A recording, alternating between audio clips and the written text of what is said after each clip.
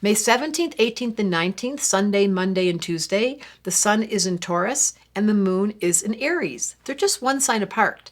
This is such an interesting combo. We haven't had much fire in the sky for quite a while, and we only have one planet in fire, but there's a lot of air. We've got these planets in Gemini, Mercury and Venus. So when the moon is in Aries, and we've got Mercury and Venus in Gemini, with that lovely in the middle sun in Taurus, there's a lot more joy around right now. So in these 3 days, we have this exciting kind of energetic. As soon as the moon enters Aries, you should feel yourself go, oh my God, I can feel the difference. I'm up and ready to go. And because there hasn't been fire, there's been air, there's been that Gemini energy making us think and talk and be interested. But now it's the get up and go.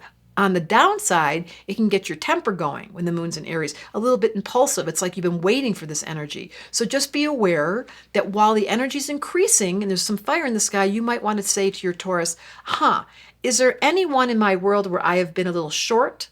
Is there anything in my world I could look backwards at? Because the moon and Aries, they always give you so much energy. Aries gives you the get up and go, the courage, or the chutzpah. That's a Yiddish word for balls, better known as ovaries. That's all wrong. Anyways, the point being, get up and go, bossy boots, move some energy. That was funny. I'm here to be funny because the Gemini energy is here. And you know, Taurus, at your worst tomorrow, we're going to end up on the 20th with Geminis coming right around the corner.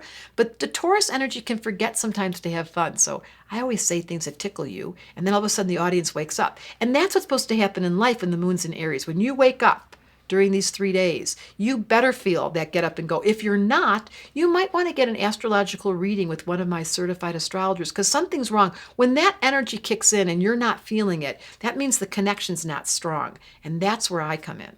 Astrology Answers wanted me to tell you, here comes a moon in Aries, get up and go. You got a little kick in there, and we're going to be moving towards Gemini in a minute. So it's our last few minutes to really ground before we get into the fun factor just around the corner.